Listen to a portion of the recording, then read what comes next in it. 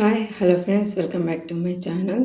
మనకి baby frock cutting measurements తోటి మనం కట్ చేసినటువంటి వీడియోకి కంటిన్యూషన్. ఇది పార్ట్ 2. ఫ్రాక్ పై పార్ట్ ఏదైతే ఉందో బాడీ పార్ట్, దానికి బ్యాక్ సైడ్ ఉక్స్ల కోసం మిడిల్లో కట్ చేసింది జాయిన్ చేస్తున్నాం. అటు ఇటు అడ్జస్ట్మెంట్ కాకుండా అటు ఇటు పోకుండా డాట్ పాయింట్స్ ఎక్కడనైతే పెట్టామో అక్కడ మనం పీల్ అనేది వేసుకుంటున్నాం. ఇక్కడ మనకి గల్లకి కొంచెం ఒక పావించ్ సైడ్, ఎగ్జాక్ట్ మిడిల్ కాకుండా గల్లకి కొంచెం పావించ్ సైడ్ ఉండేటట్టుగా ఈ డాట్స్ అనేవి వేసుకోవాలి. ఈ డాట్స్ వేసుకోవడం ద్వారా మనకి డ్రెస్ అనేది పైకి లేవకుండా స్టిఫ్గా ఉంటుంది అనమాట. మనకి ఫ్రంట్ అయినా బ్యాక్ అయినా డాట్స్ పెట్టుకుంటే బాడీకి పై పార్ట్ అనేది మనకి ఇట్లా పైకి లేచినట్టుగా ఉండదు డ్రెస్. అండ్ ఇక్కడ వచ్చేసి గల్ల అనేది మనకి రివర్స్ తిప్పడం కోసం వేసాం కాబట్టి ఇది పైనుంచి వేస్తున్నాం. మళ్ళీ దాన్ని తిప్పి మనం రివర్స్ వేసుకొని చేతి పని చేసుకునేలాగా అండ్ ఇంకో సైడ్ కూడా వేస్తున్నాం. అండ్ ఇక్కడ గల్లకి వేసే క్లాత్ ఏదైతే ఉందో అది మనం క్రాస్గా తీసుకోవాలి. మనకి స్ట్రైట్గా తీసుకున్నట్లయితే గల్ల అనేది నీట్గా రాదు. ఇక్కడ గల్లకి వేసినాక మనకి పై పార్ట్ నుంచి వేసుకోవాలి, మీది నుంచి వేసుకోవాలి. ఎందుకంటే గల్లకి మళ్ళీ అది రివర్స్ తిప్పితే బ్యాక్ సైడ్ వెళ్ళిపోతే చేతి పని చేయడానికి ఉంటుంది. ఇక్కడ ఎక్స్ట్రా క్లాత్ ఏదైతే ఉందో దాన్ని కట్ చేస్తున్నాం. కట్ చేసినాక చిన్న చిన్నగా మిడిల్లో గల్లకి కట్టింగ్స్ అనేది ఇచ్చేసేయాలి. అలా ఇవ్వడం వల్ల గల్ల మనకి ఆ క్లాత్ అటు సైడ్ తిప్పినప్పుడు నీట్గా స్టిచ్చింగ్కి మంచిగా నీట్గా ఉంటుంది గల్ల. చూడండి, ఇక్కడ ఫోల్డ్ చేసి స్టిచ్చింగ్ చేయట్లేము, ఓన్లీ గల్లకి సపోర్టింగ్గా మనకి నీట్గా ఉండడం కోసం పైన వేసేటువంటి లైన్ మాత్రమే వేస్తున్నాం. దాన్ని ఒకవేళ డైరెక్ట్ వేసుకోవాలంటే దాన్ని ఫోల్డ్ చేసి వేసుకోవచ్చు. ఎందుకంటే మనం ఇక్కడ చేతి పని చేసేలాగా ఉంటుంది కాబట్టి బ్యాక్ సైడ్ ఫోల్డ్ చేసి చేసుకోవడానికి వేస్తున్నాం. లేదు అంటే దాన్ని డైరెక్ట్ మనకి బ్యాక్ కూడా ఫోల్డ్ చేసేసి వేసుకోవచ్చు. అండ్ ఫ్రంట్ పార్ట్కి కూడా సేమ్ అదే విధంగా మనం వేసేసుకోవాలి. లైనింగ్ గల్లకి గల్ల అనేది వేసుకోవాలి మనం. ఇప్పుడు ఇక్కడ వచ్చేసి షోల్డర్కి రెండు ఈక్వల్గా ఉండేటట్టు పెట్టుకోవాలి. ఇక్కడ మనం చేతి పని చేయడానికి బయటికి తీసినాం కదా, అది అవుట్ సైడ్ వస్తుంది.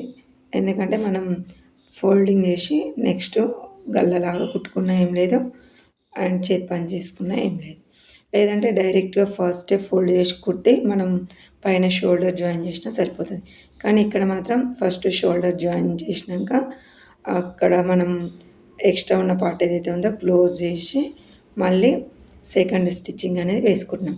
అలా వేసుకోవడం వల్ల మనకి షోల్డర్ కార్డ్ అనేది మనకి నీట్గా ఉంటుంది, లైన్ కనిపించదు, మొత్తం జాయింటబుల్గా ఉంటుంది.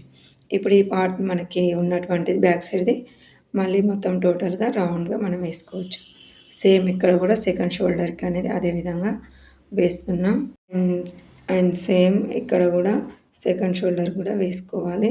ఇక్కడ మనకి ఇలా ఫోల్డ్ చేసుకొని సెకండ్ స్టిచ్ చేసుకోవడం వల్ల మనకి షోల్డర్ అనేది జారకుండా నీట్గా మనకి కుట్టు అనేది జాయింట్ కనిపించకుండా ఉంటుంది.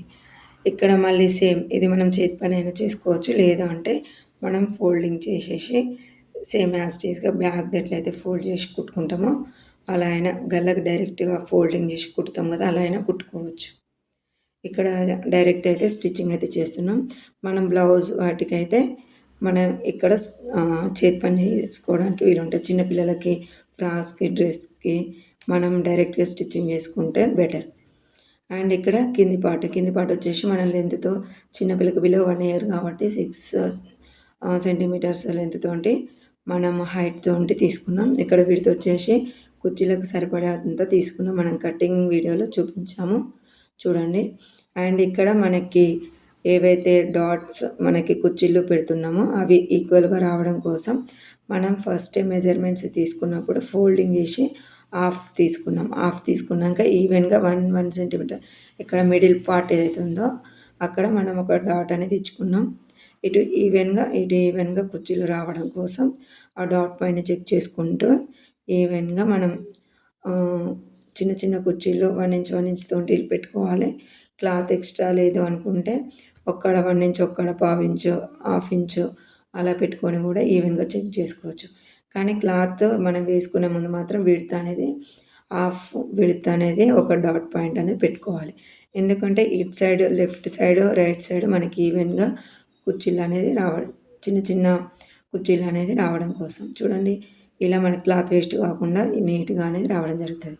అదే మనం మిడిల్‌లో డాట్ పాయింట్ పెట్టుకొని వేసుకోలేదనుకో మనకు అన్‌ఈవెన్‌గా వస్తవి కుర్చీలు. ఒక సైడ్ ఎక్కువ, ఒక సైడ్ తక్కువలాగా.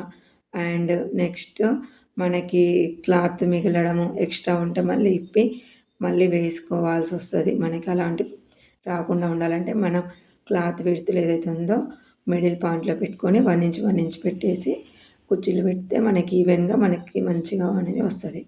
అదే మనకి ఇది బిలో 1 ఇయర్ కాబట్టి మనకి 6 సెంటీమీటర్స్. అదే అబోవ్ 1 ఇయర్ వాళ్ళకైతే లెంత్ అనేది వాళ్ళ మెజర్‌మెంట్‌ని బట్టి తీసుకొని హైట్ పెట్టి చేసుకోవచ్చు.